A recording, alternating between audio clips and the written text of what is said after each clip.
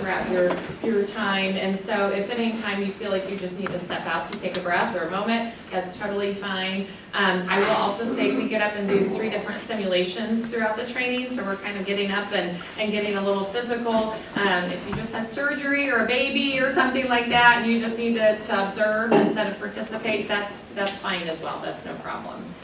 Okay, introductions. I'm Heather Hendrick. I'm our Assistant Superintendent. I oversee HR and safety for the district. I'm Andrew Rice. I work for the Noblesville Police Department, but I'm assigned as a school resource officer. I supervise our group of 12 school resource officers. So if you're not familiar, you haven't been in our buildings, we are lucky enough to have a school resource officer in every building. There's 3 of us assigned to the high school because there's like a little small town there. 3,500 people there every day. We try to have an officer in every building every day. There are some days where somebody's sick or something like that. We just have half-day coverage, but we're pretty visible and able to respond fairly quickly, which we'll talk about as we go through. Yep.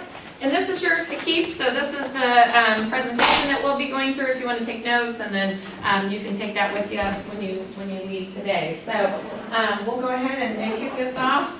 The first thing I would like to talk about is why is preparation necessary. So you can read there, 25 years of mass shooting events have yielded a national average for the arrival response time of law enforcement to an active killer scene is about 5 to 6 minutes. So for law enforcement to get to some kind of active scene, active killer scene, it's going to be about 5 to 6 minutes. You can see in parentheses there, for our road officers with Noblesville Police Department, to get to the high school, it's going to be about 3 to 5 minutes.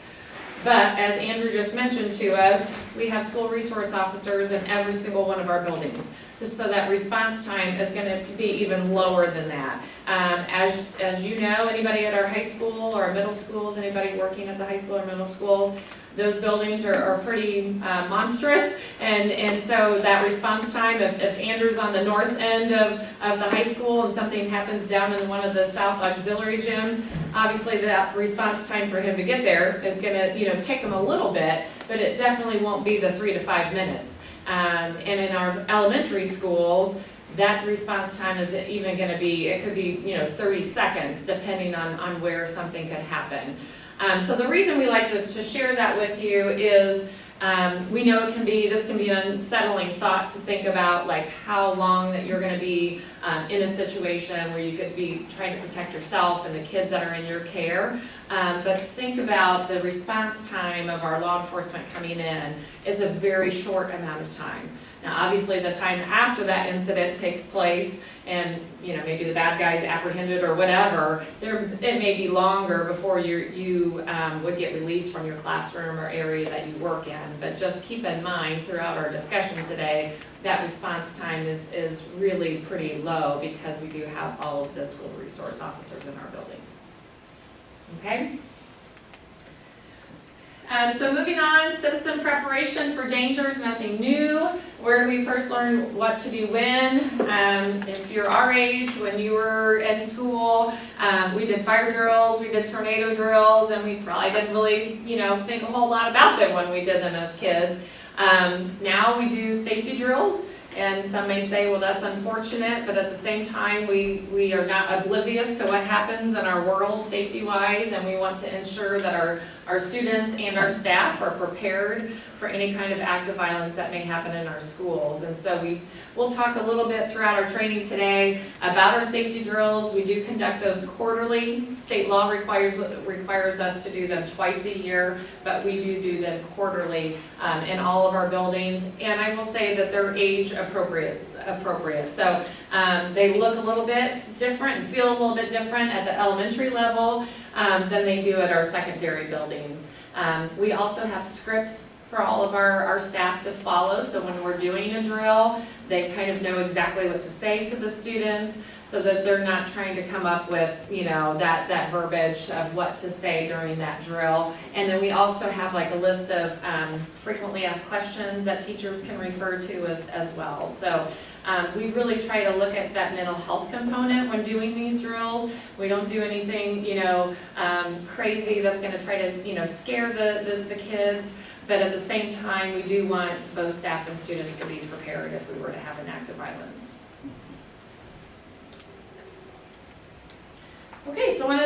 things that we like for you to listen to during the Alice training is audio from Columbine. You can see there, Columbine happened back in April 20th, 1999, so it's been quite some time. I'd say most of you at least have heard of this incident at Columbine High School.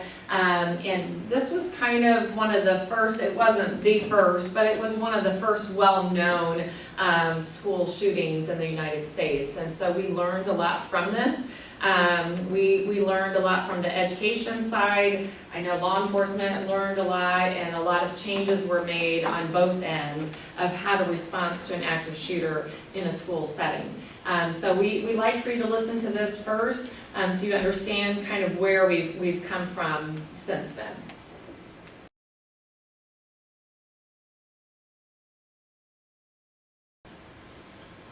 So Columbine, No offense, but if you still think stocks, real estate, or crypto are the best passive at a time when investment social media today, existed, the internet existed, so we got that blast out to the world, and it kind of changed the way we responded, the way the schools responded. I started my law enforcement career in 1994, so I'm dating myself. I'm over 30 years in law enforcement, so I remember what we as law enforcement did in response to Columbine, changed our tactics. If you're not clear, the police response to Columbine wasn't the greatest, right? Because at that point in time, if something big like this happened, we got there, we kind of maintained the scene, and we called for the SWAT team. 35, 40 minutes later, the SWAT team comes. Ultimately, they find these two young men had committed suicide, which is what often happens, right? When confronted by law enforcement, the situation usually ends. Whether we end it or the bad guy ends it, and that's really what we want.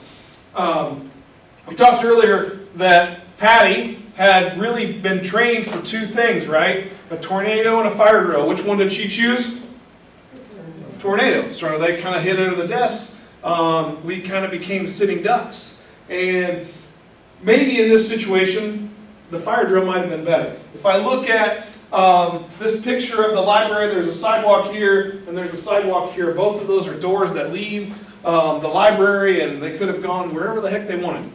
But they didn't do that because they were never trained for that. They didn't know that they could. And a lot of what we're going to talk about today is empowering you to do things that otherwise we really discourage you from doing, right? If the bad guy happens to be one of your students, we're empowering you to do whatever you need to do to save yourself. But normally, on a day-to-day basis, we discourage you from hitting, punching, throwing things at your students. Probably get you fired, right? Right? The equipment that you have, your iPads, all those things, we try to keep them in pretty nice shape.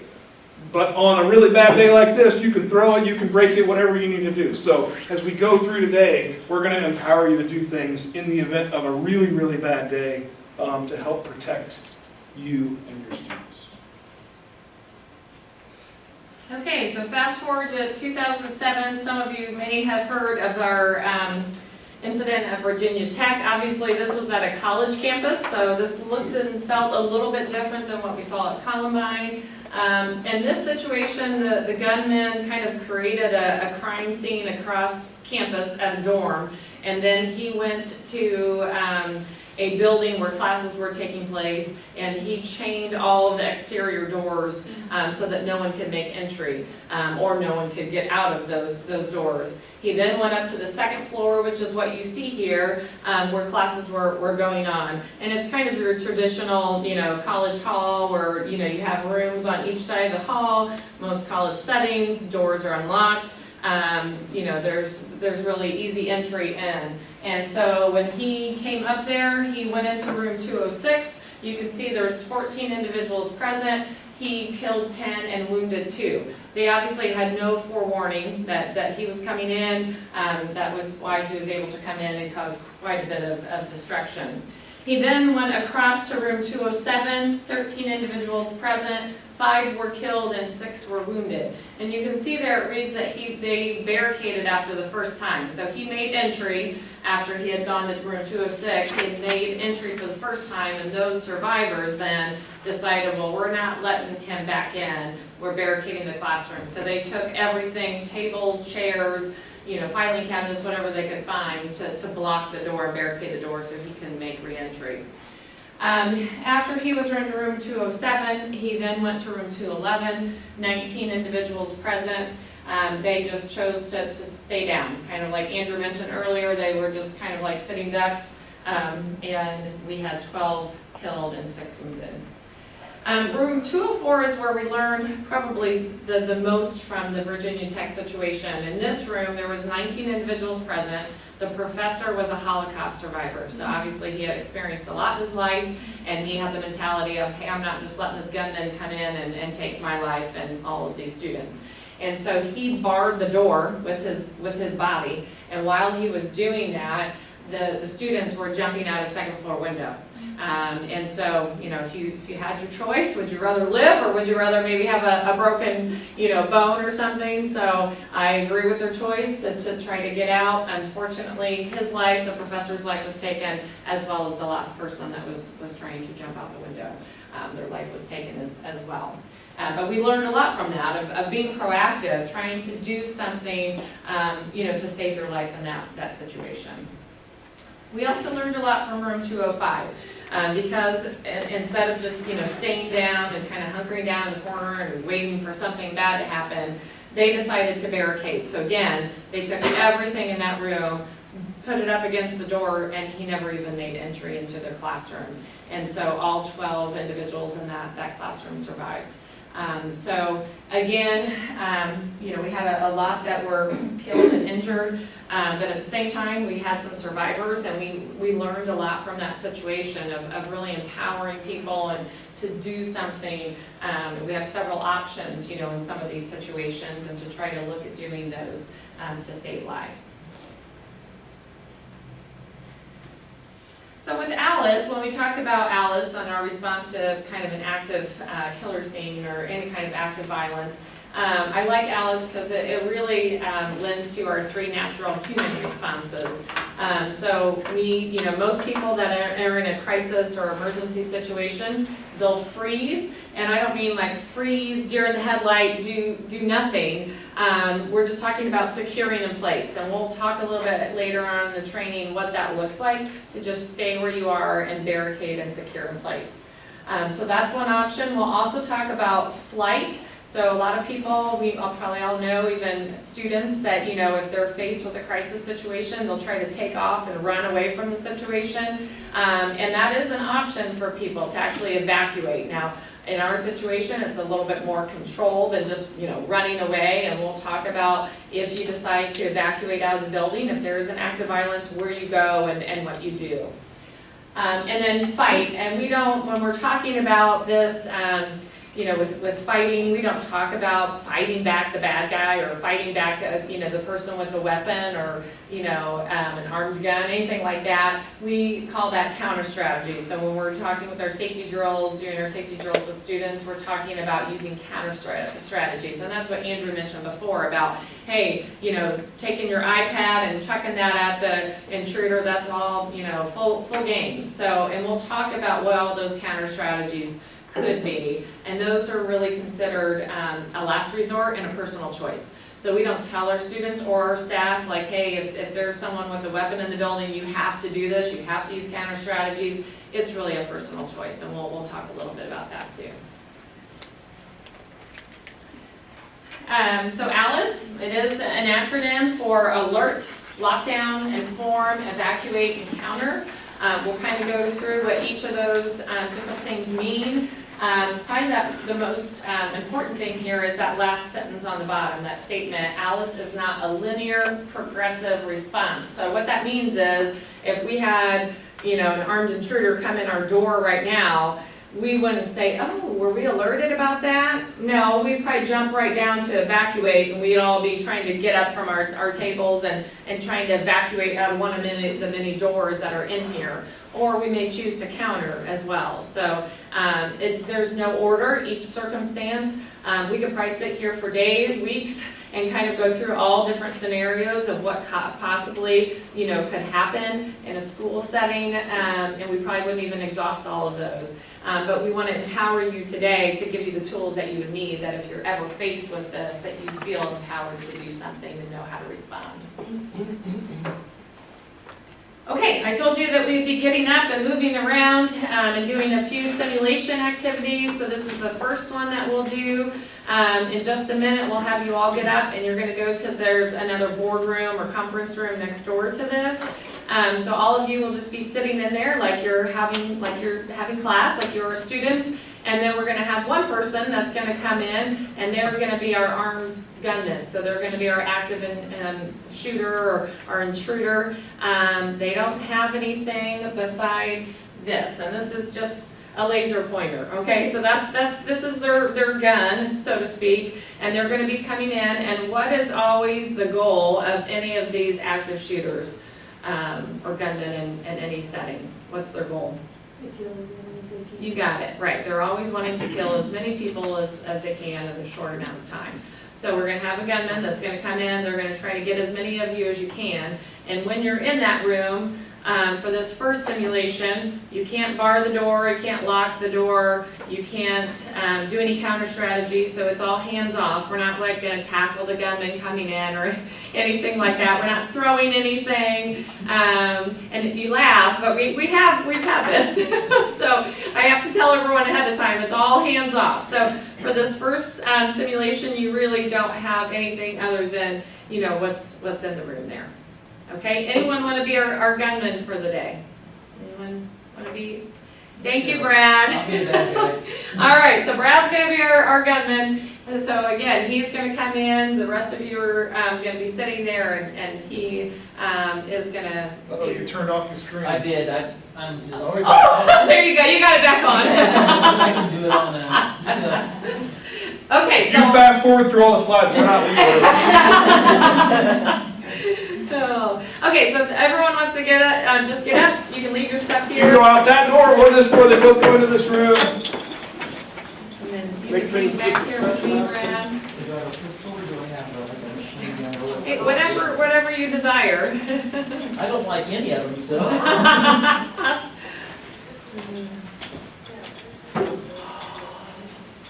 So once they get in, we're gonna go. No one's gonna fall asleep on us now. Got your blood on it, and he's taking the door hard. No, I think maybe he missed the door first. He missed it. Oh, I missed it. Oh, I missed. Which, I mean, it worked. It got everybody's blood pumping. My school nurse yesterday, as soon as I went in, she said, "What's wrong with your eye? You burst a blood vessel in your eye."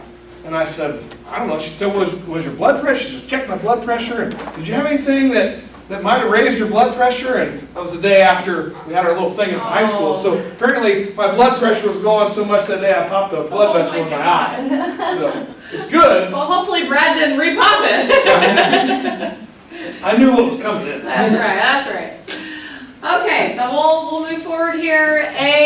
For Alice, we said was the alert piece, and that's basically the initial information that hopefully you'll receive. You may not always receive an alert of any kind, just like what we saw at our last Virginia Tech incident. They didn't have an alert. That first classroom didn't have any kind of alert, but we hope that in most situations we'll be able to alert our staff and students if there is any kind of active violence going on in the schools.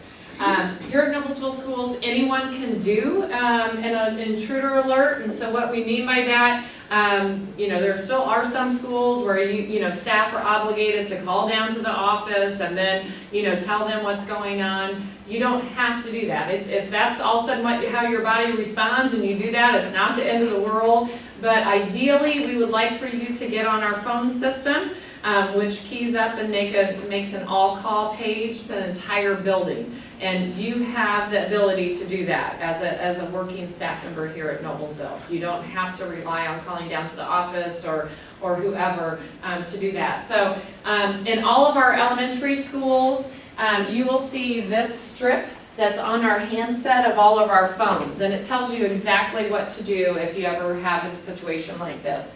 Pick up the handset if it's a medical emergency, which by the way is far more likely to happen than an active shooter situation. You're going to press local emergency. That will go out to a variety of phones within the building of people that can respond to a medical emergency, and you will have someone there in your room responding, or your area, wherever you may work in our buildings, responding to what that medical emergency might be, okay? We'll get back to 911 in just a minute, but to dial 911 from our phones, it's simply just 911. You don't have to dial a 9 or a 5. I know, some phones are a little different, but for ours, you just dial 911 to get out. Ideally, you would press page, and you'll see it on the phone. You would see the word page, then you're going to hear like a small monotone beep, and then you'll see all zones, and you'll hear it actually key up, like you're going to make an all-call page to the entire building. And once that happens, then you're going to note the location and the issue. So those things in red there, you're going to say what's going on. So you could say, hey, we have an active shooter, we have, a gunman, whatever verbiage you decide to say. You're going to tell them that, and then you're going to say where it's going on. So where in the building is this happening? And for this situation, for situations like this, we want you to use that building level terminology. So that's really important. How many of you are subs? Anyone subbing in our buildings? This is going to be a little bit trickier for you, because many of you are in multiple buildings throughout our district, and you may not all be familiar with that building level terminology. I would really encourage you to get familiar with it. So, some of our buildings, they have like what's called first grade hall, or the special areas hall, or there's the freshman center, all sorts of things. Every building has a little bit different terminology that they use. You need to become familiar, because if you get on the phone and say, hey, we have an active shooter and he's at room 5252, most people are not going to know where that room number is in the building. But if you get on and you say, hey, we have an active shooter and he's in the freshman center, if you work in the high school, you most likely know where the freshman center is. Okay, so it's going to be important for you to kind of know what that terminology is, so that other people in the building kind of know where their classroom or area is in proximity to where our gunman is. Does that make sense? Okay, and then the last thing is, after you make that announcement telling where the gunman is, you're going to hang up the phone. The way our phone systems work, if you don't hang up the phone afterwards and say that active shooter moves, down the hall to another location, and someone else wants to get on the phone and make another all-call, giving an update of his location, they won't be able to do that if you didn't hang up the phone. Okay, so that's pretty important to remember. You want to talk about 911? So 911 is a little different, because if you call 911, first of all, it's going to take a minute. You're going to talk to the dispatcher, it's going to ask your name, a couple things like that. So if you've ever called 911 before, you know it doesn't go super fast. So we always want to try to get the alert out first inside the building. But in today's world, everybody's got a phone. Even at the elementary school, a lot of the kids have phones. So we can probably simultaneously put our alert out and have someone calling 911. The difference being, if you've never noticed, at your building, every door and every window has a number, just about every window. Every classroom has a number on it.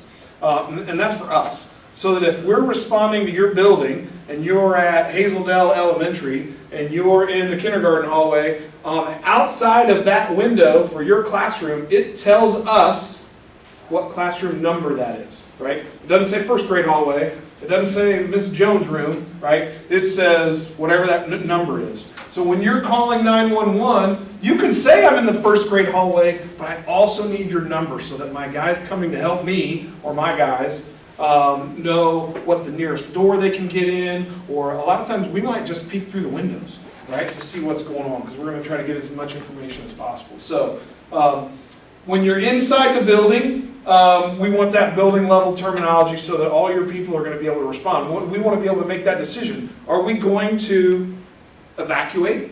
Are we going to lock down the door and just secure ourselves away? Or do we need to prepare a counterattack, right? So when we have all those pieces of information, we can do that. It wouldn't be a bad thing to say first grade hallway, room 26. Some of our buildings, I'm familiar with some buildings more than others, but White River Elementary, for instance, there's a couple classrooms that kind of go straight down the hallway. I think it was a third grade room once, but it's a little bit different than where the rest of the third grade rooms are. So you just need to try to get as much information out there as you can so that the rest of the people in your building can make an informed decision about what to do. So 911, we really need the room number. It's not going to hurt you to tell us first grade. Inside the building, we really need to know where you are, right? Be as specific as possible, first grade hallway. If you throw in the room number, that's okay too. And if you're not familiar with what that building level terminology is, like if anyone's in food service in here and they just come in and out the back door and they're like, hey, I never even go through the building because I don't have to be in the building. Grab one of Andrew's guys, grab one of our school resource officers and be like, hey, can you just take me on a tour of the building and just kind of show me like, hey, what's this hallway called? What's this area called? They'd be glad to do it. And those guys know the buildings inside out. And so they would be a good person to go to just have you kind of give you a tour so you learn that building level terminology. I don't know that there's anyone here at the high school. So we talked about the elementary school. These are all on the phones. But if you're in a middle school or a high school, the Ferris-Bueller rule applies. So we did not put those actually on the phone. They're usually in the desk. The teachers have kind of got them all, scattered around different places. So if you're at one of those buildings, you may want to look. Hopefully they've got it maybe in the subplans or someplace where you can see it. But we got a lot of teachers, and I'm sure they're all doing it a little bit differently. But we didn't actually put them on the phones to get that notification out. Right. So. Yeah. Thanks for mentioning that. Okay, so this is just kind of showing that example of if you get on to make that all call and you say lockdown, lockdown. Well, that's good information to give because you're telling someone that, hey, we've got a potential problem here or crisis. But if you get on the intercom and you say lockdown, lockdown, gunman in the admin hallway, gunman in the admin hallway, that's going to be much better. We now know that there's a gunman, so there's someone that's armed in the building, and we know exactly where they are. They're in the admin hallway, so we know the location. It's also sometimes good to repeat it. Right? If you've been in any of our buildings or classrooms and all of a sudden the intercom goes off and you're trying to get all the kids quiet, sometimes that takes a minute. Like, hey, did anyone just hear the intercom message that came across? So sometimes repeating it can be helpful so that people can actually hear it, and for processing. Sometimes if you would ever hear a message like that, you'd be like, wait a minute, did I just hear that right? So hearing it a second time is also helpful. Okay, so we'll move on to the L in Alice, which is lockdown. You can see here it says an excellent starting point. So our starting point here at Noblesville Schools, obviously all of our exterior doors to our buildings, to our schools are shut and locked all the time. So that's just kind of a given, but also our classroom doors should be shut and locked at all times when we have students in the classroom. So if teachers are on their prep or eating lunch and they choose not to lock the door, that's fine. But anytime that the classrooms are occupied by students, the classroom doors should be shut and locked. We know that can be a major inconvenience, especially for some of our traveling staff, some of our instructional assistants that might go from classroom to room, or if students leave and come back. But really, it's another safety layer that we have in place. That we want those classroom doors shut and locked, so we don't have a situation like Virginia Tech where gunmen just can make entry and cause a lot of destruction. And Alice terms, when we're talking about Alice terms, lockdown means to barricade. So if you hear the term lockdown, that means that you're going to barricade. So we do have, and we'll show you here in just a minute, we have barricade devices on all of our doors. And some people feel like in a situation where we have an active gunman in our buildings, that it's not safe to stay where you are. And it is perfectly safe. And that's what we want to, for you to understand. It's really a choice, and there's a lot of factors that would go into whether you decide to stay in the classroom and barricade your door, or whether you would evacuate. And we'll kind of go through some of those things, but it certainly is a safe option for you. Barricaded doors deter bad guys. A lot of gunmen in these situations, as you mentioned before, their goal is always to take down or kill the most the most people that they can. So if they have a locked door, they're not gonna waste time on that because they know law enforcement's coming. And so, you know, if they have a locked door that they can't access, we're gonna go to the next room to see if that door is open and they can make entry. Our policy here at Noblesville Schools is once a lockdown is in effect, so if you decide to barricade and lock down in your classroom or the area that you work in, once you decide to barricade or activate that barricade device, if you had sent Johnny down to the office to, you know, run an errand for you or something, and Johnny comes back and is at the door and you've already activated that barricade device, we don't let Johnny back in. And I know that can be something really hard to swallow because Johnny's one of ours and these are my babies that I'm taking care of. But the reason that we don't allow that is we don't know if the gunman is standing next to Johnny outside the door saying, hey, Johnny, you know, get me in your class, and then all of a sudden you open the door and you put all of your students in jeopardy. And so that's the reason. So if there's ever a lockdown, you know, called and you decide to barricade within your classroom, any students that are out, we talk about this with our kids during the safety drills, and if you're in this situation, you just need to get out of the building. Okay, find the nearest exterior door and run and get out. And so they kind of know what to do if they're ever in that situation. Trying to get back to the classroom probably puts them in more danger than if they just went out a door, because our buildings, Yeah. it's good and bad, but our buildings have a lot of exit doors, Mm-hmm. so getting out might be their best option. Absolutely. And then the last statement there, first activate the barricade device. So if you are locking down within your area or your space, you're gonna activate the barricade device, and then you're gonna pull down the window shades. So a lot of our classrooms, if there is, just like these doors in here, if the window is actually in the door, we have drop down window shades. You just pull the string and it literally drops. It takes 2 seconds. Some of our classrooms do have two entry doors, so you'd have to barricade both doors and then drop down those window shades. Some of them also have like side light windows that are next to the door, so you'd have to do both. The high school, we don't have any of the shades there because you can actually get out of the line of sight, you know, from the door. So even if, you know, someone looked in, you could kind of hide in a space that where a gunman wouldn't know that you were in there. You don't have the window shades at the high school. So even if you decide to lock down, you don't just have the kids then sit at their desk and just kind of wait. You still need to be out of the line of sight and ready to use those counter strategies that we'll talk about if, you know, for some reason the gunman would make entry into that classroom or area that you're in. Okay? Okay, so these are our Anchorman barricade devices. If you've been in our buildings at all, you've probably seen these. We have these on every single door of all of our classrooms or any additional spaces where we may decide to shelter students if we were to have an active shooter in our buildings. So we put these in place like 4 years ago maybe. We were able to have these installed in all of our buildings. And we'll show you here in just a minute. We have a back storage room that has the Anchorman device, so if you haven't used it yet, we'll show you how to use that. But we really empower our staff members or our students to use this. And the reason that we also teach our kids during these safety drills how to use the barricade device is if you're incapacitated for some reason, we want the kids to know how to use this.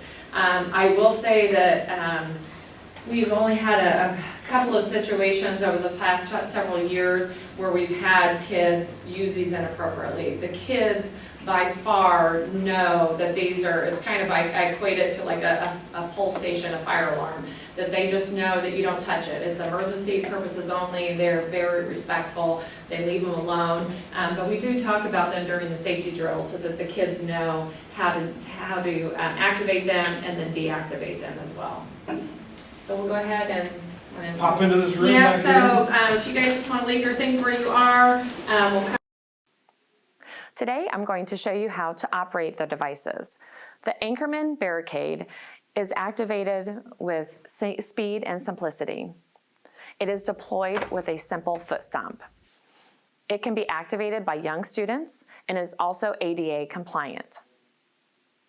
The device requires gross motor skills only, which is important because in an emergency crisis, many people lose their fine motor skills. As you can see from looking at this, the device itself actually can be removed and slid into the sleeve. In almost all areas of our schools, the device remains in the sleeve at all times, and in order to activate it, you simply just press down with slight pressure with your foot. It takes a minimum of 6 to 8 pounds of pressure. In a handful of areas, we do have the device mounted on the wall, in which case you will just take it from the wall and slide it into the sleeve before activating it. You can practice activating the device on your classroom door or one that is located in your workspace. The barricading device can also be deactivated within the classroom in seconds. In order to deactivate the device, you simply push the red release button. One of the biggest reasons why we chose the Anchorman device is because it can be breached from outside the room by first responders to gain entry in seconds if an emergency came up within the classroom. If there were to be a crisis situation in one of our schools, you do not have to open the classroom door, as law enforcement would be able to do this with their breaching tool. You're welcome to check it out there if you don't want to do it here.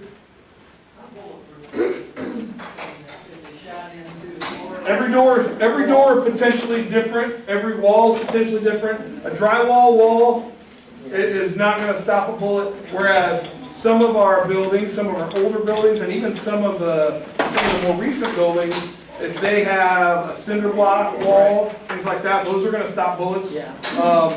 Some of our doors, like this one here, it's probably a fire-rated door. That one's probably a fire-rated door. So might stop a handgun round, but like the the rifles, the AR-15 style rifles, like the only place on my bulletproof vest that's going to stop that AR-15 style rifle, you can hear that ceramic plate right here. So, but if you shoot me right here with an AR-15 style rifle, it's going to go through my vest, through my whole body, and through the vest on the other side. So there's not a door in our, well, there might be a couple metal doors somewhere, but there's not a whole lot of doors in our building that are going to stop that really big rifle round. So that's why I say, we need to kind of get out of sight so that the bad guy doesn't see, because in some situations they may be able to shoot through the door or through the wall. Talk a little bit about our windows while we're on the barricade device here.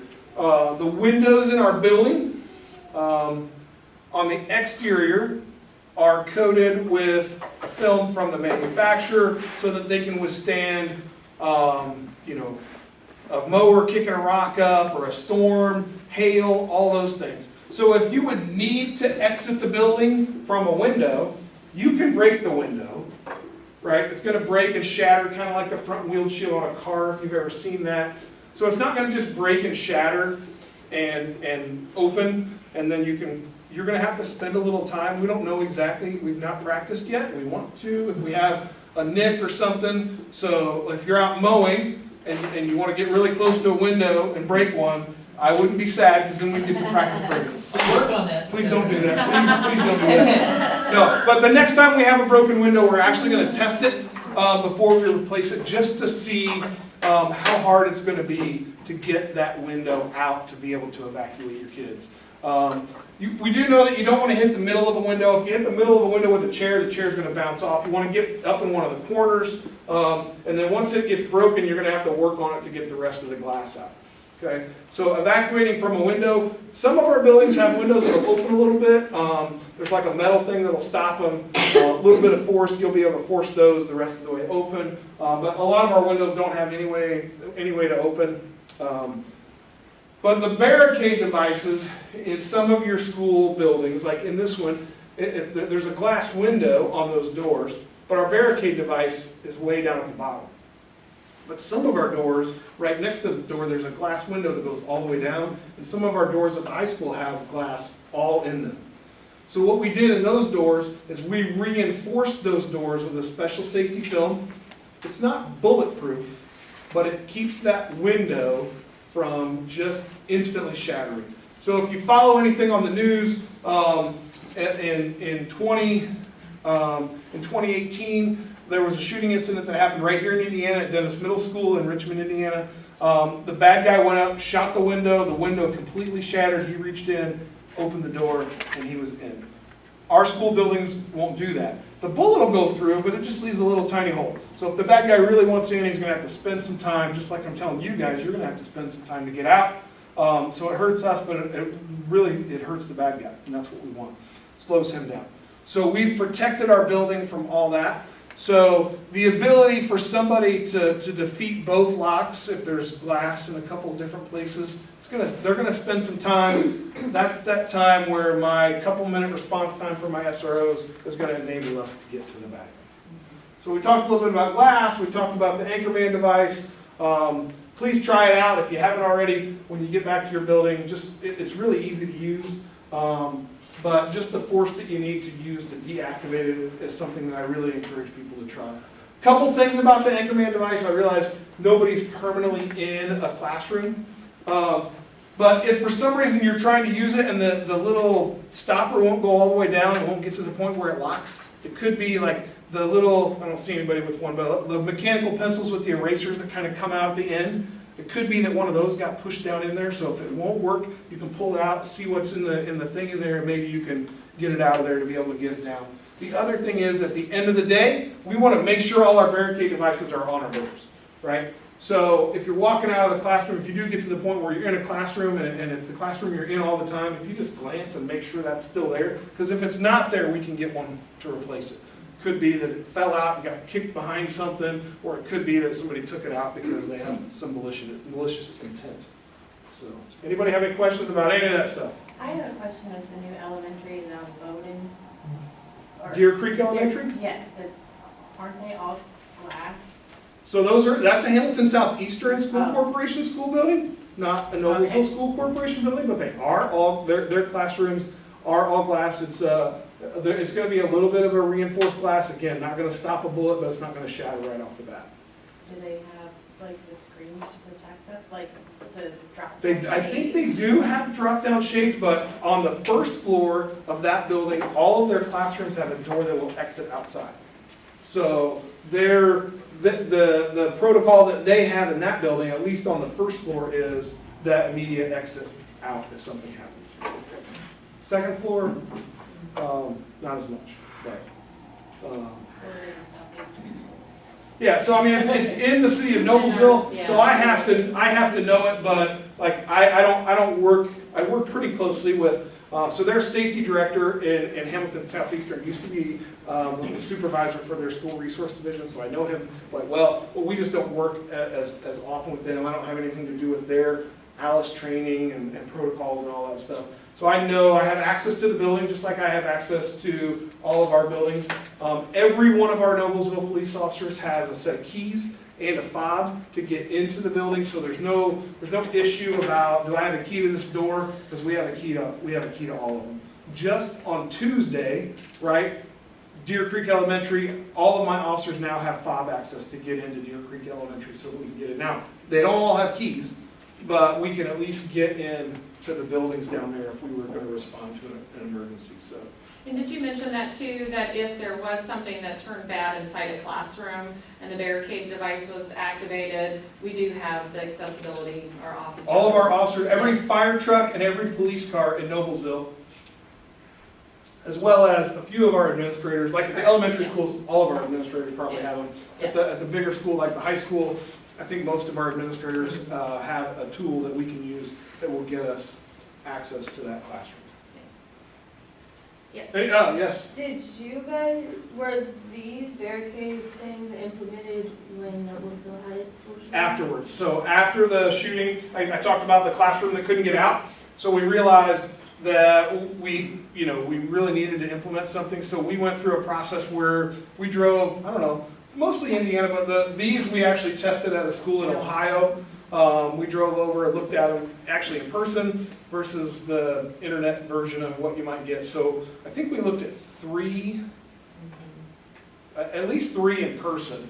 And then the one that the Sawzall cutting it off underneath the door was there. It was really cheap. You know what I mean? When you look at, you try to be a good steward of your taxpayer dollars, there were some of these devices that were like $400. And then some of them that were, I think the one with the Sawzall was like $35 or something. It would lock you in, but it's going to be really hard for us to get in. So we just tested them all and found the one that we thought was the best. taking all those things into consideration. I don't know, what did we put in, 1,100 of them? At least, yeah. So we started out, we kind of went through, so we talk about all the classroom doors. Most doors in our buildings have a barricade device. But like my office, any of your SRO offices, well, not any of them, but at the time, wherever your SRO was on the day that we put these in, they don't have a barricade on their door. Because I'm not going to be in my office, right? And some of our administrators' offices, instead of putting it on, like at the high school, that whole administration row where the administrators' offices are, we picked one room that they're all going to try to go to. And we'll talk a little bit about why they're all going to one room later. But rather than investing in 10 of them, we invested in one. We didn't put them on closets, things like that we really aren't going to have students in. Some of our locker rooms have them. So we kind of made a conscious decision about where we're going to put them. And we did, like, I don't know if there's any cafeteria workers in here, but like the cafeteria, most of our cafeterias have a really quick exit right outside. So evacuation's probably the greatest option rather than trying to get yourself locked into a closet. But there is a place for you to go and barricade in most of our cafeterias. So we tried to make a decision as best we could about where people would hide and whether or not we needed to invest in one of these. Great question, yeah. Okay, so we'll move on. The next thing that we'll talk about is alert levels. So if you have a Noblesville Schools badge, these are the alert levels on the back of them. So if you ever forget or there's an announcement that, hey, we're in heightened awareness and you're like, oh, I don't remember what that is, look on the back side of your badge. We also have posters of our safety levels in all of our classrooms and a lot of our large group areas throughout our buildings. So the first one there, normal daily operations, kind of what I spoke to before. All of our exterior doors are shut and locked, our classroom doors, those are just kind of our normal operating procedures. If we have to move to heightened awareness, that's because we have been made aware, usually through the Noblesville Police Department, that there's some kind of police activity or a safety concern in the area. So maybe not, that we're going to be directly involved in, but just to kind of give us a little heads up about something that's happening, and we just want to be extra cautious. So in those scenarios, we are going to continue to follow our normal operating procedures inside the building. If we have kids that are outside for PE or for recess, we're going to bring them in. And again, it's just precautionary, that in case, whatever situation's going on with the police department, that our kids are safe because they're inside. And then we're going to continue to allow, in most situations, the visitors to kind of come and go as they normally would. And heightened awareness, you would probably hear one of your building administrators come over the intercom and just say, hey, at this time, staff, we'd like for you to check your email. And then in that email, the building admin would tell you that we're under heightened awareness. We don't really make an announcement over the intercom telling all of our students and staff that we're in heightened awareness, because 9 times out of 10, those situations are just precautionary. They don't pan out to be anything. And we don't want to alarm all of our kids, because you all know what our kids do is they get on social media and they're telling parents like, hey, we're under heightened awareness and what's going on, and everybody kind of panics. Then we have parents coming to the school, and we have a lot of students that have a lot of anxiety struggles, and so we just don't want to put any undue burden on them. So now, if it's a shelter in place, which is the next level down, in those situations, the building administrator would come over the intercom and say, hey, staff and students, we are now moving to a shelter in place. And so we would tell them, because in those situations, we would have more detail from MPD, from the police department, saying like, hey, this could potentially, threaten your building. We, have someone with a gun that's in, close proximity to your building, something like that information that we would know, that we would move to shelter in place. And again, we're going to have any kids that are outside be brought inside, and for shelter in place, those students would remain in their classroom. So we're not going to have kids going back and forth to the restrooms or passing for, passing period through the hall, anything like that. So hallways are cleared and those students are all in the classroom during that time. Instruction can still go on. if we're in shelter in place, but we're just not gonna be allowing kids to go outside of the classroom. I'm And gonna then, give, oh, just go ahead, quick yeah. give you an example. So I'm gonna use Hazeldale Elementary as an example. So Hazeldale Elementary, right off State Road 32, there's a couple banks down the street. So let's say the Chase Bank in front of the Kroger, down the street from Hazeldale gets robbed, right? We're probably gonna go into heightened awareness. Is that bad guy gonna try to escape to Hazeldale Elementary? No. But let's say we get in a chase with him and shots are fired and they're driving down State Road 32. The chance that one of those bullets that the bad guy's shooting out of the back of his car, I'm getting in a movie, like, right? But the chance that one of those bullets, they had kids out playing, things like that. So we just want to try to keep our kids protected, right? Versus one of my officers is chasing a car in a pursuit, right? And the car crashes right out in front of Hazeldale Elementary and the bad guy takes off on foot, right? In that situation, we're going to go here, maybe even here, depending on what information we know. Yeah. But here, we're just being precautionary, right? Because there's a chance that something that's happening close to your building could in some way or shape or form affect our building. But here, we're really close, we're right on top of you, so we're going to make a decision about what to do. The safety levels that we use are used by every school corporation in the county so that we're all on the same page. Our dispatch center has the same thing. Now that being said, right, we get kind of, when something really bad happens, we go with what our instincts are. So sometimes our dispatchers, they might say, oh, we've got something going on, we need to lock down Hazeldale Elementary. Well, that's our most severe thing. So hopefully my school resource officers who are actually going to make the decision in conjunction with the school administration are listening to specifically what's going on versus just responding to the dispatcher or somebody, one of my road officers who might not know this as well as I do. We can make the true decision about what we need to do. But in reality, we all have the same set of levels in all the buildings countywide. So have these basically taken the place of like a code blue or? Correct. Okay. Yeah, yeah, and that's kind of evolved over the years. You know, it used to be, I remember a long time ago when I was a teacher, and it was, you know, we'd have these silly codes like, oh, Mr. Smith has lost his keys, and then everybody was supposed to know what that meant. And we don't do that anymore. We're just very, you know, this is what this means, this is where we are, and it's just more forthcoming with the information. So, yeah, great question. I do hear some people say yellow, orange, and red when they're talking about that. I am a firm believer, even in law enforcement.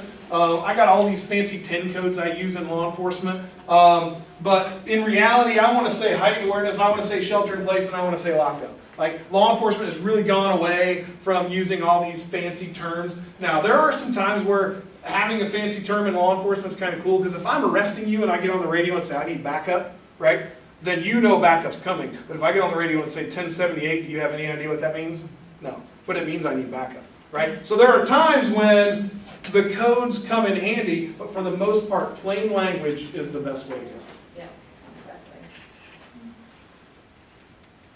Okay, so we'll move forward. The I in Alice, like we said before, is the inform piece. Hopefully that's that real-time information that you'll get that will allow you to make a good decision of whether you're going to, you know, stay in the classroom and lock down and shelter in place in that classroom, activate the barricade device, or whether you're going to look to evacuate.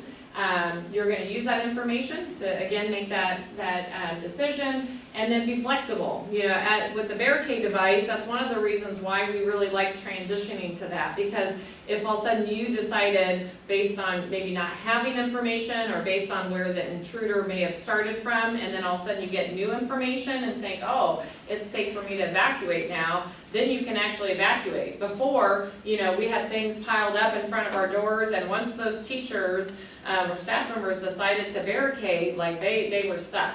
But now with the barricade device, that does give us that flexibility. As we find out more information, we can be a little bit more fluid. This is just showing an example. So I know Andrew kind of alluded to this earlier. We do have kind of what we call war rooms or separate rooms set up. that where we would have people that have access to our camera systems, they could barricade themselves in that room and then actually see if we had an active shooter in one of our buildings, they could see where they are within the building. And then they could be giving that up-to-date, minute-by-minute information to our school resource officers of, hey, that gunman is now in the, right in front of the auditorium. And then as he's moving, give that updated information. We could also be giving that information over the intercom so that everybody else in the building would know. And again, that has changed and shifted over the years too. People are like, well, why would you say it over the intercom? The gunman's gonna know, that you know where he is. Well, that's a good thing. We want him to know that we know where he is, because in most of those situations, they know that they're about to be, taken by one of our law enforcement individuals. So we have this scenario where we do have staff members that can do that. I would say probably more ideally. We also have our school resource officers in all of our buildings have camera access to all of our schools. So even though Andrew spends a lot of his time at the high school, he has access to all of the buildings. So if there is something going on at Hazeldale Elementary, he can just quickly get on his camera access and see exactly, what's happening there at Hazeldale, and then communicate with the school resource officer there of, what is happening. And, he's safe at the high school doing that while his officer is responding at Hazeldale. So we have a lot of layers of things in place, should we need them. Okay, simulation number 2. I told Brad this would be a little bit easier on him. The final one will not, but this one will. So for this, we're going to have 2 different radios. Brad and I are going to take a radio, and we're going to be walking around the administration building here. And the rest of you in just a minute will go next door. But for this one, we're going to be giving you information on where Brad, our gunman, where his whereabouts are in the building. And then you are going to make a decision on when it's safe to evacuate and come back here in this room. So we'll be telling you where Brad's location is in the building, and when you feel like he's the furthest from that room, that's when you are looking to evacuate back here. So you're not evacuating, you're not leaving, training's not over yet. You're just safely coming back into this room. So this is kind of your safe haven area. I know most of you are probably not familiar with the administration building. We do have 2 floors. We're on the first floor, but there is a second floor upstairs. And then I will say for most of these situations, we don't ever do, directions. Most people are directionally challenged, and especially in a crisis situation, most people are really directionally challenged. But for this simulation, I am going to tell you directions just so you'll know where Brad is in the building. So just remember, north, east, south, and west. So if I tell you that Brad's on the west side of the building, he's going to be down this way. Okay, so then that way you'll kind of know where he is. Okay, any questions? Anything else to add? Nope, you can go out either door, but when you come back into this room, we're going to try to evacuate a whopping 7 or 8 feet from that room to this room. We're all going to come in this door. So hopefully you won't have to use it for this one.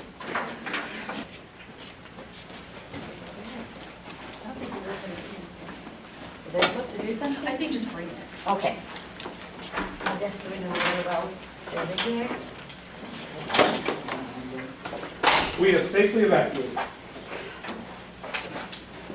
So from the time that we made the decision, right, we made the decision because we knew specifically what we were looking for, right? From the time we made the decision to leave until we got in here, it took us, a group of adults who knew exactly where we were going, what we were doing, took us 35 seconds to get here. I don't know if you guys heard it or not, but when I made the exit out that doorway, I heard Heather talking to somebody at the other end of the hallway, right? So now it took them a little longer to actually get in here and get in the door, but it's just a perfect example of how much time do I need to get a classroom of kindergartners versus 5th graders versus middle school, high school, all those things. Every one of those answers is going to be different, right? When we first started doing these drills, we did them before our situation and after, and I really think that we were thinking that evacuation was something we needed to get out, right? And in some of our buildings, I don't know that that's the best option, right? There may be a time when you get out. Some of our buildings have a door that, like at White River, there's kindergarten classrooms, and I think Hazeldale's the same way. They go right outside. So evacuation is a great option there. You don't have to see anybody else in the rest of the building, as long as you know that you look outside, scan your area, make sure it's safe. But in some of our hallways at Hazeldale or White River, where your classroom is right in the middle of a hallway and your exits are way down, to try to get all that way, it might take you more than a minute, right? If the bad guy hears that noise, especially if he's running. So I'm not telling you to just lock down. I'm not telling you have to get out. I'm telling you, you use the information you have on whatever day, whatever bad thing is happening in your building, and you make a decision for you and your kids about what you think is best, right? I have a question. Yeah. Go ahead. So, I ended up getting 3 people because one came out of the bathroom. Right, those people were not playing our game. He involved them. No, they know. And then there was 2 coming out going to lunch or a meeting or something. So in a situation of an announcement hasn't been made, you see someone or hear someone in a hallway or something, and you just came out of the bathroom, back in the bathroom, or for the... You've got 100 different options, Yes, right? And normally what I do talk about, we've had a couple times early on when we did this scenario, and the bad guy was coming around the hallway as my last person was coming in the room. And what they did, because we were playing, right, it was a drill, they were just like, you got me, I'm dead. And I never want to hear that. Like, when you're dead, you stop breathing. Before that, you're putting up a fight. Mm-hmm. So, different strokes for different folks in that situation. If you're coming out of the bathroom and you see the bad guy, going back in might be a start, right? Yeah. But if the bad guy comes in right after you, you know what I mean? What do you do then? You got to have something else planned. There's not a whole lot of stuff in the bathroom, but like our bathroom, the men's bathroom over here has got a soap container, right? You can at least pick that up and try to throw it at the bad guy. But you might be in a situation where your only choice is some sort of counter, right?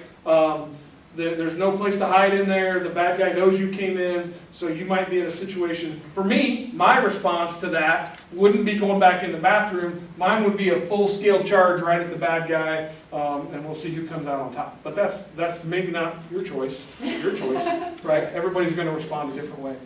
How are kids, specifically secondary students, trained? If they are assessing the situation and want to do something different than the adult who is in charge at that time, what happens there? So inside the classroom, like if we make a decision to barricade, we're not gonna, the staff member's not gonna let a kid unbarricade and go out on their own. Right. But once we breach that classroom door, if a kid wants to go right and you want to go left, okay, you're gonna let them. And we're going to get into talking about that evacuation piece in a minute. But that decision to barricade or not barricade, there are a few classrooms at the high school that have it, like our kitchen classrooms and stuff. By law, we have to have a door that goes outside. So in that classroom, if a kid wanted to take that exit out and go, I wouldn't necessarily have a problem with that. It's just, again, this is a great quote right here. When faced with danger, we must do something in a moment of decision. The best thing you can do is the right thing. The next best thing is the wrong thing, and the worst thing you can do is nothing. So we want to do something. So I don't want you to spend a whole bunch of your time worrying about whether or not I should let this kid go when you should be thinking about, the preparations and all that stuff. So, if you do have a classroom that goes out at the high school or the middle school or something like that, and they want to go, I would let them, right? Maybe not so much at the elementary school. I don't think you're going to have that problem at the elementary school level. Maybe in 5th grade. Normally, I've gotten to this quote at some point in time before here, but the potential scenarios that we have, when we talk about a response to an active shooter, we're looking at the statistics, right? We started off with a pretty unique situation. We started off with Columbine. In Columbine, there were 2 bad guys, right? Extremely, extremely rare. What goes on up here to put you in a situation where you're going to be an active shooter, I think takes a lot. to get two people with that same mindset, stuff. There's been some times before where we've thwarted multiple shooter things, and ultimately it was because one of them was like, I thought we were just joking. I'm not really going through with this. So we're talking about one bad guy. We're talking about him coming in with a gun. But there are so many different possibilities, right? Normally they're inside the building, but there's been a couple where they tried to pull a fire alarm, right? And then they waited outside the building for everyone to come out. So that's why I say, before you make that evacuation, you want to think and look around. One of the reasons why we have that, if you've been in our buildings, if you're not familiar with this, if we have a fire drill, right, that is not planned, the fire alarm goes off and we don't know why, right, we're going to hold for 3 minutes. Now, if you smell smoke and you see fire, then you're going to get out. But other than that, we're going to hold in our building, because if we're in that situation where the bad guy pulls a fire alarm and he wants us to all go barreling out of the building, we don't want to be victims. So even in that fire alarm situation, we want to assess what's going on and make a decision before we go outside. Because we're training for what typically happens, what happens most of the time, but we need to be aware that it may not be that way, right? So that's why the barricade devices, you can unbarricade, you can rebarricade. If we do get information that the shooter's way on the south side of the high school, and you go out, there's another, that maybe he moved, or information was wrong, any of those things. But we need to be prepared for all of it, right? This slide here talks about how many casualties we have depending on how the situation is handled by our victims, right? If our victims simply wait for the police to get here, that 3 to 5 minute time frame, and they don't do anything to protect themselves, we end up with a lot of casualties.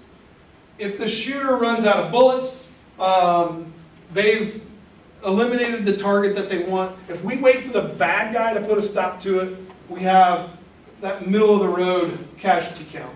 But when we do something to try to stop the bad guy, our casualty count is low. I talked about our last drill, the last drill that we're going to do here in a little bit. I think most of us are going to survive, but I'm pretty sure not all of us will, right?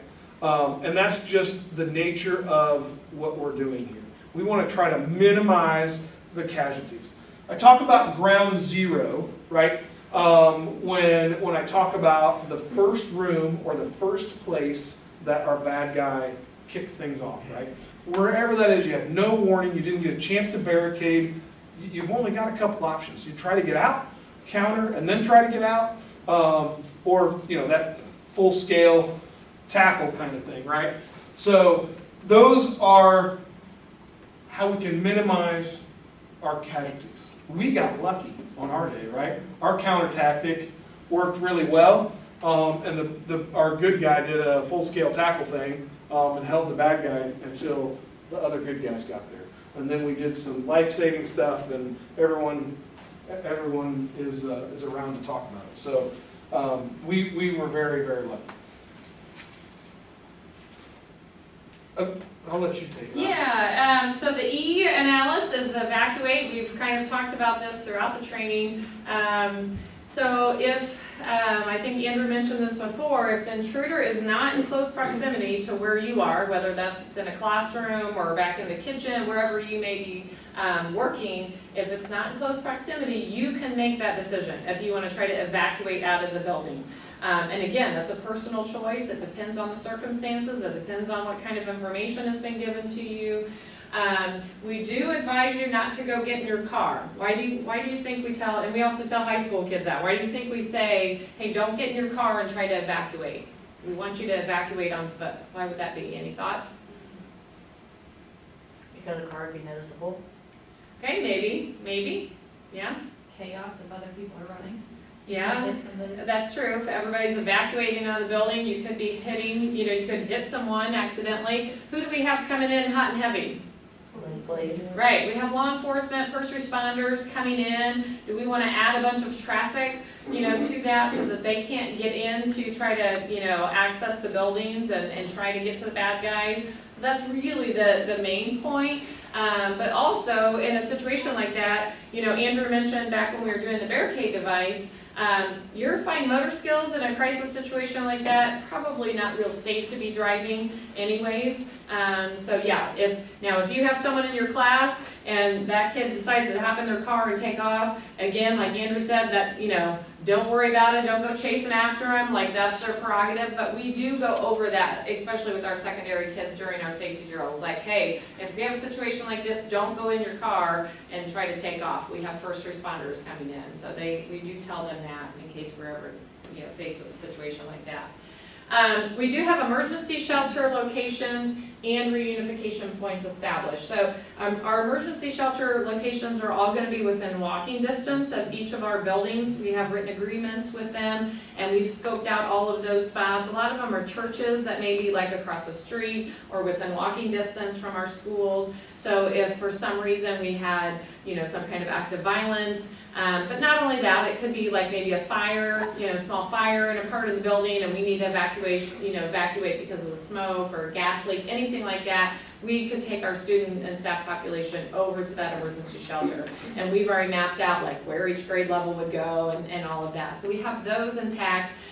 If we would have more of a bigger scale crisis situation in one of our buildings, we do have reunification points established. Those are outside of our district, and they're also, we don't publicize the locations of those. So if you were around when we had our shooting at West Middle School, our kids were taken from West over to the high school, and because we have 3,000 plus kids at the high school, that just created a lot of people in one place. And so we now have separate reunification sites.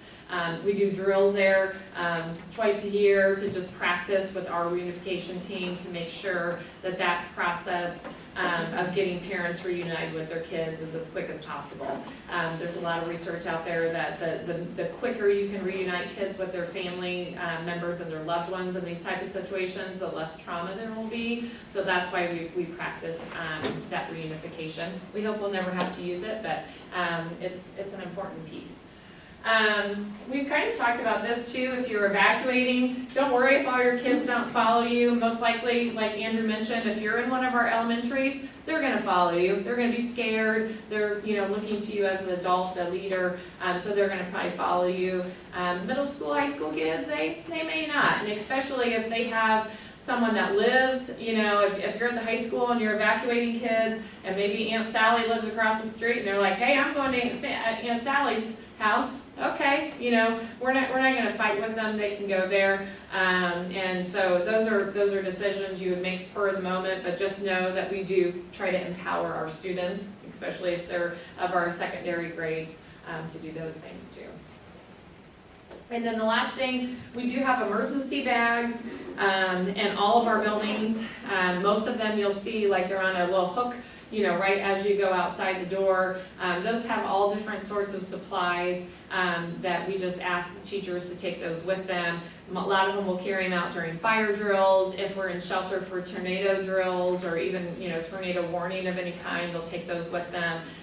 There's just a lot of things in there that if we had some kind of emergency situation, they can then tend to and care for the kids that are in their care. The high school has buckets that they use, kind of serves a dual purpose because again, like we mentioned before, if we're not letting kids out to go to the restroom or be in the hallways, those can serve a dual purpose, the buckets can. The high school had gone to those.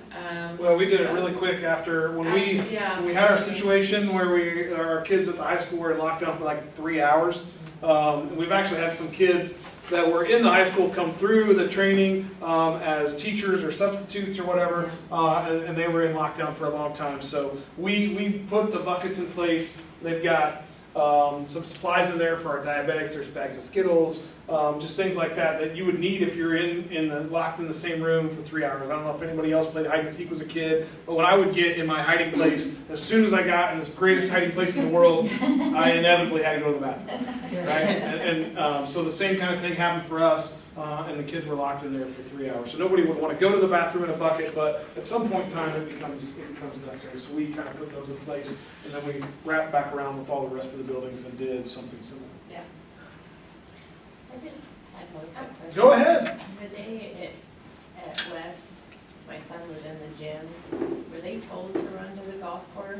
Was that their? So the golf course is one of our locations, evacuation locations, so, it was someplace that I don't, at that point in time, we didn't have it. Now we have an official We have official document in written writing, agreement, that says that we'll agree to this, but it was an evacuation location. It was a place where they knew that it was a safe place, for them to go to be able to Okay, so they evacuate. knew that, okay. Yep. Yeah, and that's why we have those emergency shelter locations, so that staff and students know, so they're not just like running out of the building and then like, oh, now what? Now where do we go? So we try to have, there's a lot of places outside of our emergency shelter locations, but you should know if you're in the building and you don't know, like, hey, where am I supposed to run to? Ask our school resource officers, ask your building administrators, and they can tell you where those places are that will be close, that we've already established. Because we don't want you just running out of the building and then not really having a place to go. And, like I said before, if Aunt Sally's house is across the street, well, hey, let's all go to Aunt Sally's house if she'll have us all, like that's okay too. A lot of our elementary schools are surrounded by residential areas, so if you have kids that have, families right there and they can have access to a safe home, like that's a great thing as well. My daughter's gonna be an elementary school teacher, and one of the things she's gonna do, like on the first day, is find out which kid in her classroom lives the closest, and that's where they're gonna go. Because her dad thinks about safety more than he thinks about any other thing, so we go to a hotel, we always know where the fire exits are and all that stuff. That's just the way my mind thinks, so my kids think the same way. That's just something that I would do Yeah. early on. Okay, so we've talked a little bit about countering, and that's that terminology we use for kind of fighting back. And there's a lot of things that we tell our kids that they can do in these situations, and it's not just throwing something at them. They can, make noise. Even screaming will kind of, catch people off guard. Movement, any kind of movement, if you're zigzagging or if you're creating distance, between yourself and the gunman, that's gonna, be a harder shot for the gunman to make on you. And then any kind of distractions, that could be throwing something. So like Andrew mentioned before, that's why we tell the kids ahead of time during our safety drills, like, hey, if a bad guy comes in here, it's game on. If you want to throw that iPad, then you can throw it. And so they know, because like we talked about before, they know that those are prized possessions and they have to take care of them. So if you don't tell them that ahead of time, most of our kids are rule followers and they're never going to throw that. So those are things that we talk to them about during our safety drills, so they know in advance if they were ever faced with that situation, that they could do that. I just love this first thing because it really talks about how bad law enforcement is in the event that we need to use deadly force. But in that situation, like if we're using our deadly force options in law enforcement, it's because somebody's shooting at us, driving their car at us, some way, shape, or form, they're trying to hurt us. And because of that, even though we train quite a bit, we miss a lot. So we want the potential victims of our bad guy to use some of those same tactics. Obviously, you're not going to be able to shoot back, but any of these things that you can do to distract the bad guy are going to give you a chance to get away and to survive.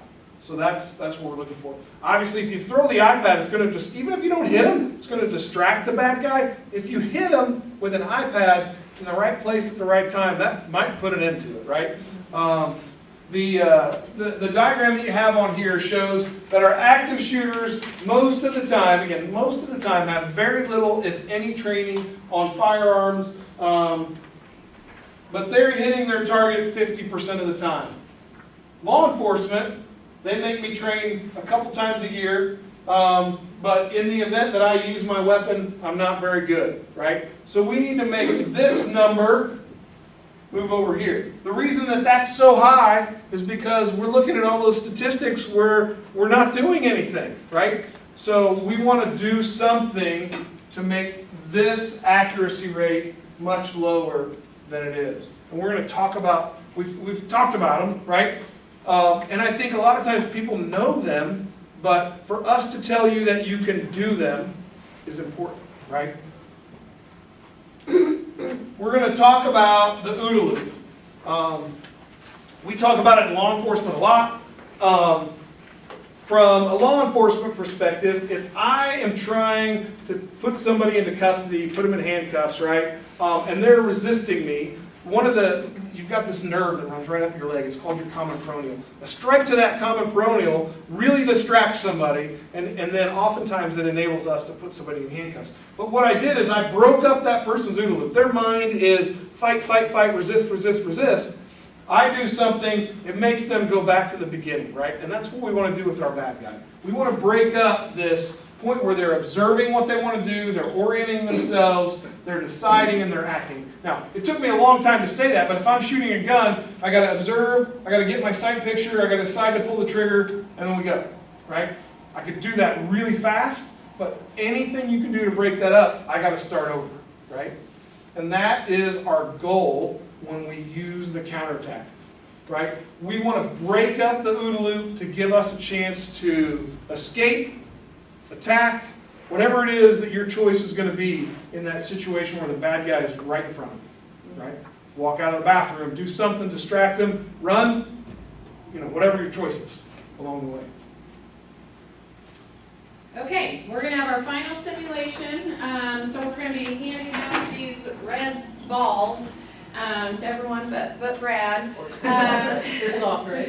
Oh yeah, they're pretty soft. soft, pretty soft. They're pretty squishy. You're okay. These are iPads. So These are these anything are you your might iPads. have. Yeah. So, I talk about this because I'm going to give you two if you want them. You don't have to. So the thing is, you do not have to throw them. Double arm. You may, but for the purpose of the drill, if you want to try to throw one at the bad guy. But we talk about iPads a lot, but I think about a stapler. Like the teacher at the front, can you imagine having a stapler hurled across the room and hit you in the head? Like that's one of the big heavy metal things that might be easy to chuck in a classroom. So as these balls are coming at you today, think about what would happen if one of them was a stapler, right? Instead of a soft red ball, and how that would affect what would happen to you if you were trying to shoot at the people in the classroom. So here's what's going to happen. We're all going to stay in here this time, except for Brad. He's going to come with me. And then he'll be entering one of the many doors that have access to in here. So you're not sure what way he's going to make entry, but he will come in. And then you are going to try to throw your ball. So that's your counter strategy. You're going to try to throw your ball at Brad. We always try to say like neck down, but some people don't have Just good, throw it. Just good go for aim, it. so just try to throw it. Good. Just get after it. So you're going to throw, and then you're going to evacuate. So don't just throw it and then stand there. We do have people that sounds crazy, but we have people that do that. So try to throw and then run and try to get out. All of these doors, except for that back room there, that's where all of our servers and stuff are, so don't go back there. The tech department wouldn't be very happy with us. But anything else, anywhere else, you can come in and out of. I'm going to pull it shut a little bit even. That might be helpful. Normally I can't see the servers, but I can see my SROs. Sometimes if you're a sub or something like that and you have some extra time, my SROs love to get in the classroom. They get in the classroom and teach a lot of stuff, but just to pop in and read a book. So if you're a sub and you look at your plans for the day and you're like, yeah, there's not enough here to fill the day, find the SRO and say, would you come read in my second grade class today? We can always grab a book and pop in. If you have any questions, we're here to help our staff and our kids alike. So if there's something going on in your life and you need some advice from us, come find us. I can't fix things, but if you have a question for us, we're pretty approachable, so come find us. And then, the things that we do, so you don't see them necessarily. We don't really know how effective we are as school resource officers, because if nothing happens, that means we did our job, right? And that's kind of what we want. So as we respond to today, we want to try to throw the ball, get out. Try not to knock over Melissa's camera. It's not usually in the back. But if it does, it would make for, the video would just be a little cooler because you'd see the camera falling off. Hopefully we wouldn't break it. Like, wow, that class got. They were serious. Do I have any softball players, former softball players? My kids play softball. So do you have to practice with them? So They're I'm too looking for different some, we've done this before, and the bad guy has gotten hit no times, 0 times. So I'm just hoping that we've got somebody who's got an arm that can bring this thing down. So I just love that underhand softball throw. You got one of those? That way. Does anybody have any questions while we got this downtime? Normally So that- what about bus drivers? Do we just feel like buses, this is not really something that is? So, I mean, obviously, a bus is a whole different ballgame, but obviously, some of those same things apply. If something happens on your bus, is evacuation really an option? Maybe. For a couple people in the front, you can get to a stop. I totally missed.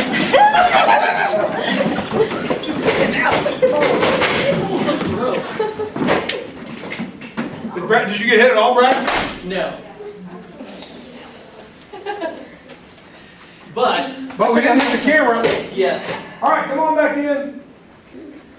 I am sad to report that Brad says he got hit 0 times. Did he hit any of us? I don't know, that's my next question. I'm fairly certain. I probably got 6 of you. So, compared to the first time when we did nothing, right?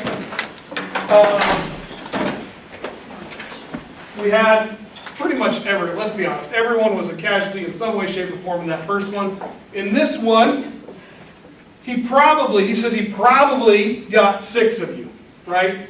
But the nice thing is, in this situation, you got out of the room, you're moving, hopefully. Just because you get shot doesn't mean that you're dead, right? And you know, some of the I'm a studier of law enforcement, police action shootings where the officer died, and in some of those situations, the officer ends up dying of bleeding to death, right? That's why we always I've got a tourniquet right here, carry a tourniquet now on my belt so that I can stop my own bleeding or somebody else's bleeding. So just because you got shot doesn't mean that you're going to die. So when you're in a situation, make sure you keep fighting until there's no fight left, right?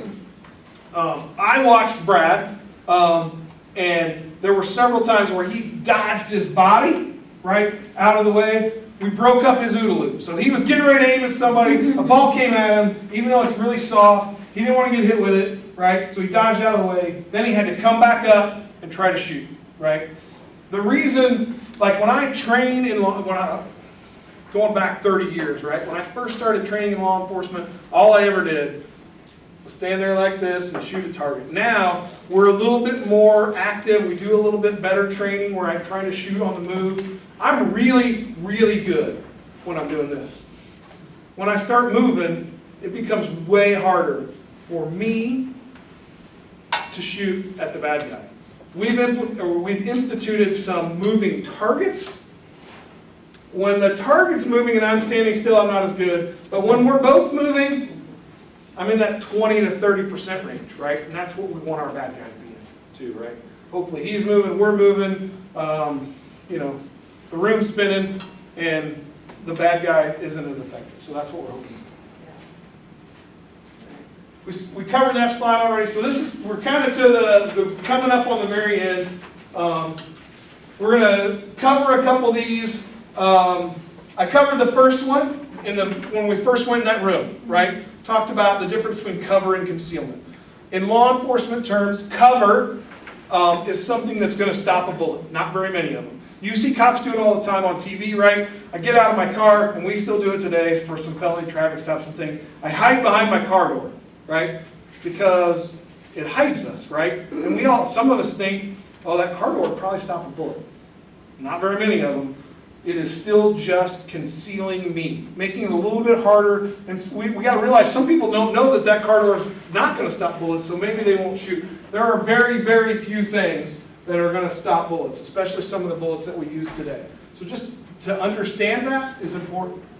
Heather talked about it earlier. When we're evading or escaping, right? I'm going to have Brad pretend. Can you go finger gun on me? Of course. So Brad's got his finger gun up, and if I'm trying to run away from Brad, and I'm right here, and all I do is run straight, does Brad have to move at all?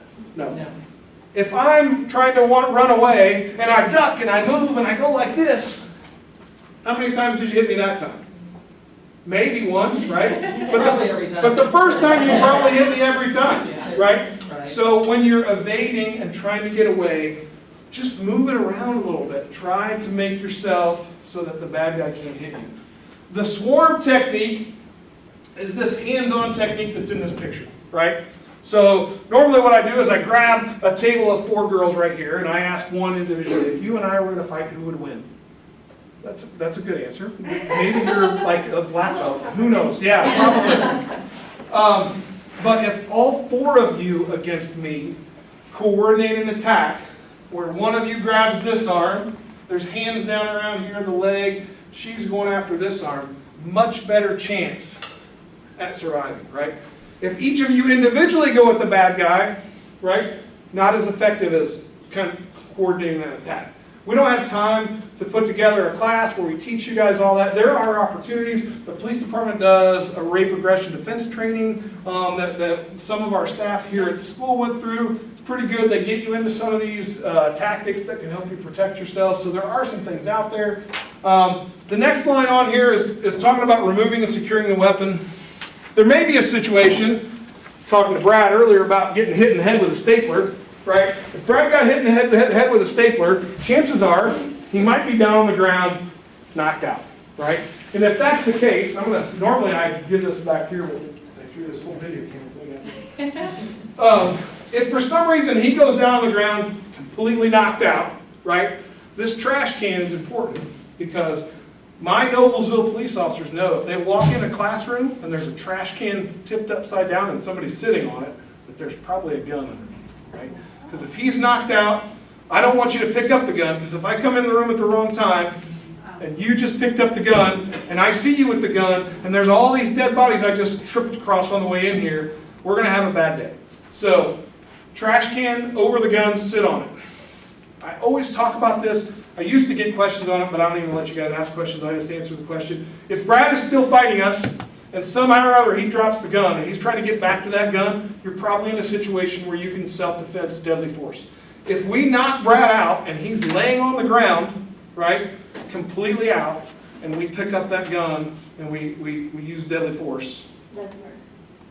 Very good. Not going to be a situation where you're justified in using deadly force. So just make sure that you're not just taking him out just because he's the bad guy. Trash can on the gun is how my officers would like to see it if we come in. Contact with law enforcement kind of goes hand in hand here. As we respond to some sort of an active shooter, there could be potentially you guys evacuating as we're going after the bad guy. We don't know who the bad guy is, right? Cops, if you've ever been stopped by law enforcement, not a show of hands, I don't want to know. If you've been stopped by law enforcement, when we get up to your car, I'm worried about your hands, right? If you're fiddling through your glove box or your center console trying to get your driver's license, registration, something like that, you might see the officer change his approach a little bit, you know what I mean? Be a little more cautious. But if your hands are up on the steering wheel, lets me know nothing up there is going to hurt me right off the bat. Same thing when we're rushing in and you're rushing out. If you walk by us with your hands up and say, hey, the bad guy's down the hallway, he's wearing a green shirt, I think his name's Johnny, he's by room 26, you're letting us know that you're giving us information, I'm not going to hurt you. But if you're walking down the hallway and you've got your hands in your pockets and you got your head down, it's going to let us know that maybe you're suspicious. So just try to make your hands as visible as you can so that you know, or we know, that you're not there to hurt us. In the initial stages of the active shooter, we're going to walk past everybody. People laying down, people coming at us. We're looking for that threat. Ultimately, later on, we're going to go back and pick up the pieces and interview people and all that stuff. But initially, we're going directly to the threat. We're going to show a quick video.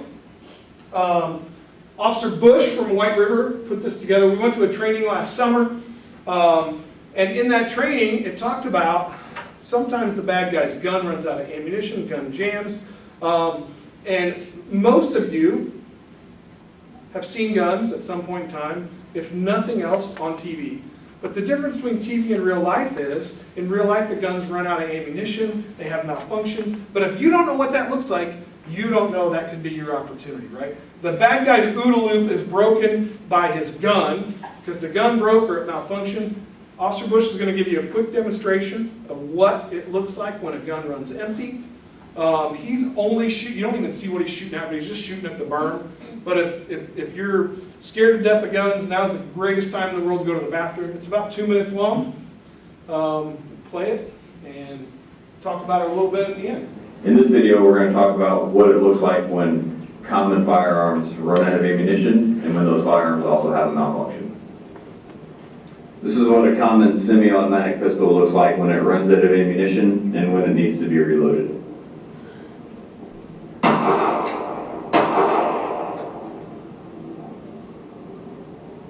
I'm going to drop the magazine.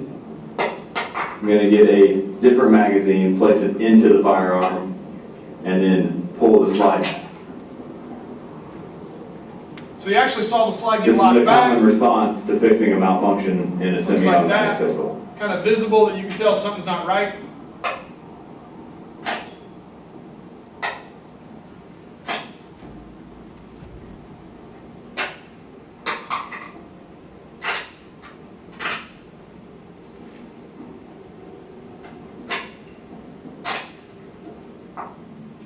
This is what it looks like when an AR-15 rifle runs out of ammunition and is then reloaded.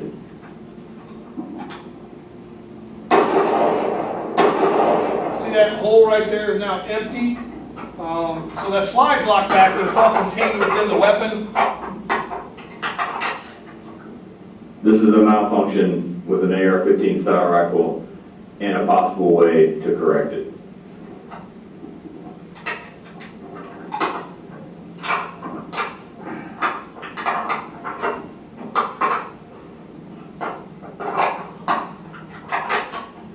This is what a pump shotgun looks like while it's firing and also while it's being reloaded.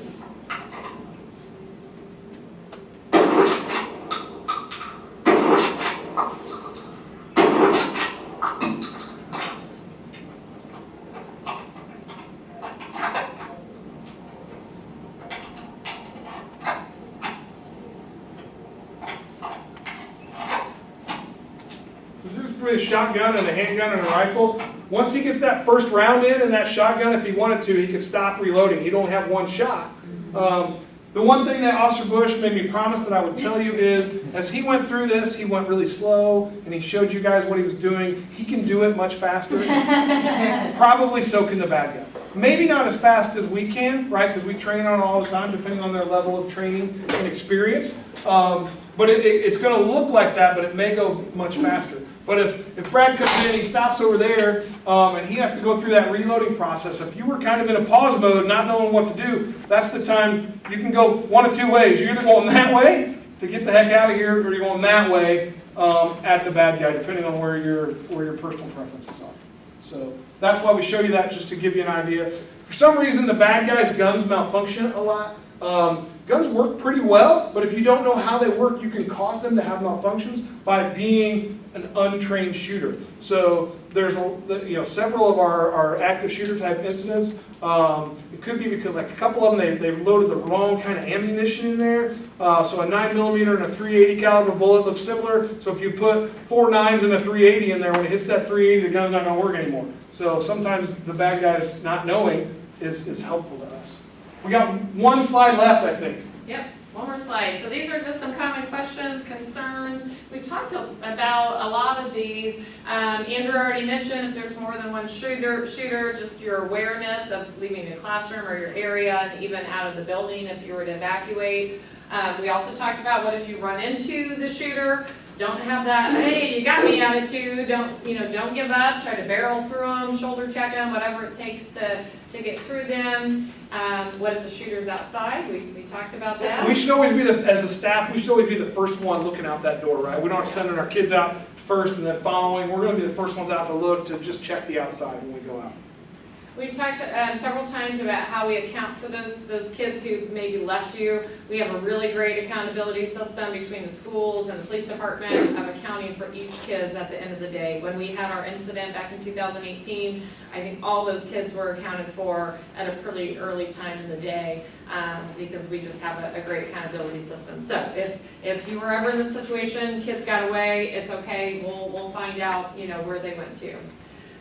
Who's liable? That kind of goes back to that Theodore Roosevelt quote of, as long as you're doing something to protect yourself and those kids that may be in your care, hopefully you wouldn't be liable. Okay, now if you were negligent or just chose not to do anything, that would be a different story. Are small children capable? Absolutely. Small children are pretty resilient. They can help out in these situations. They've gone through drills since they were in elementary school. And so they know how to handle these situations. Of course, if you were ever in this situation with young kids, they're going to need your guidance.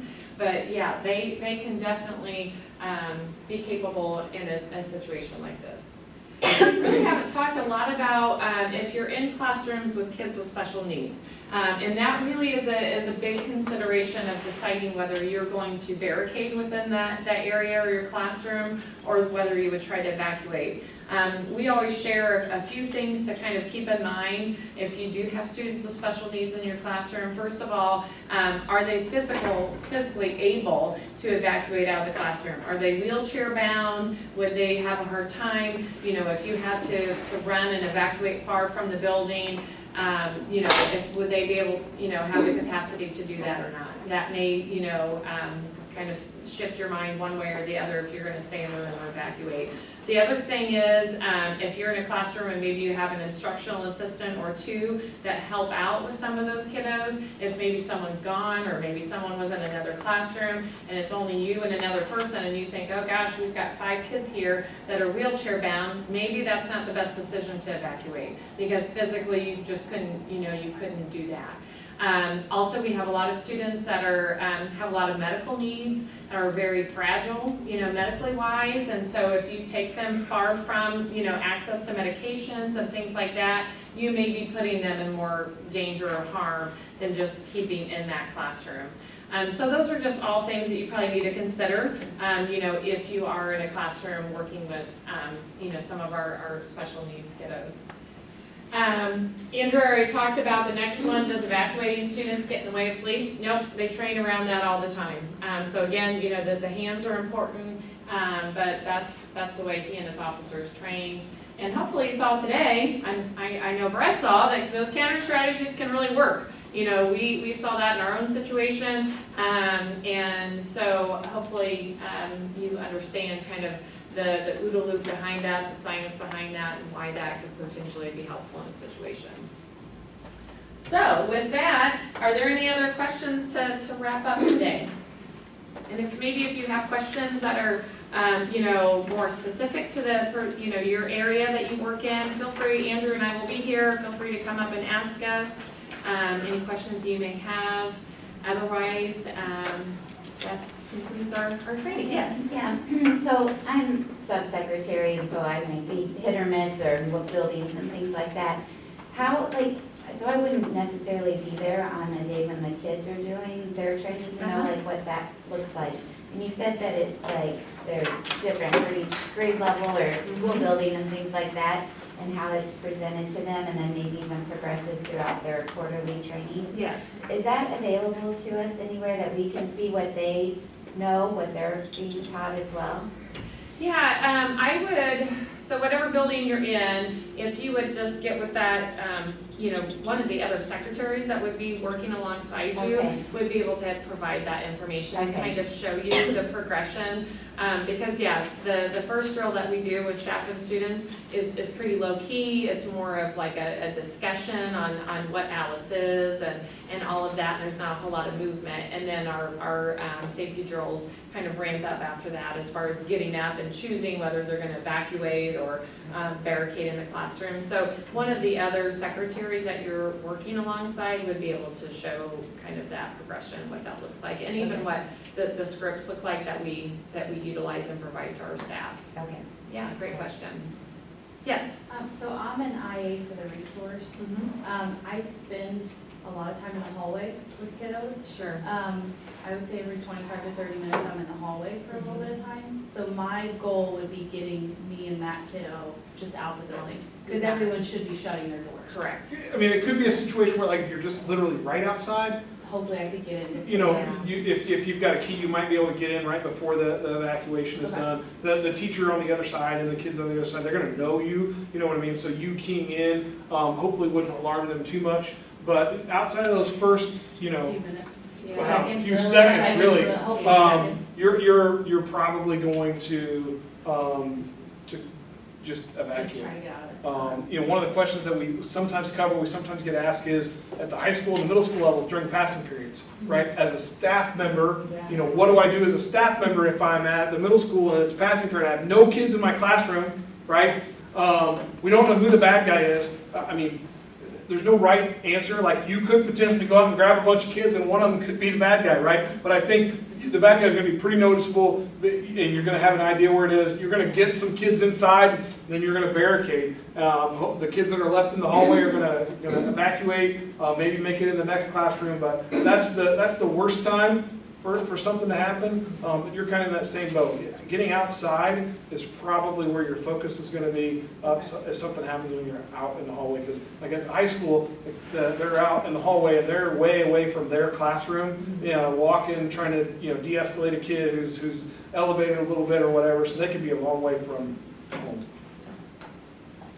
One thing I failed to mention, these two papers over here when you signed in, this one is just for your documentation, so that if anyone ever asks, hey, did you really attend Ellis training? Yep, and here's the documentation, has a date on it. So I just take that with you and hold on to it. If you're a substitute for us, you'll need to fill out this one that has the highlight spots, and then give it to me before you leave today. Okay, otherwise everyone is free to go. Thank you for joining our training today.